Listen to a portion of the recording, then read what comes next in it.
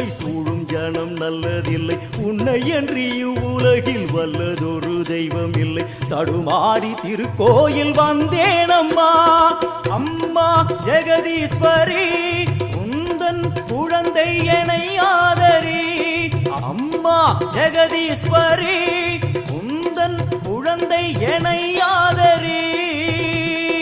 நீ வந்து தாயாக என்னை தாங்கணும், உன் மடி மீது தலை வைத்து நான் ஏங்கணும்.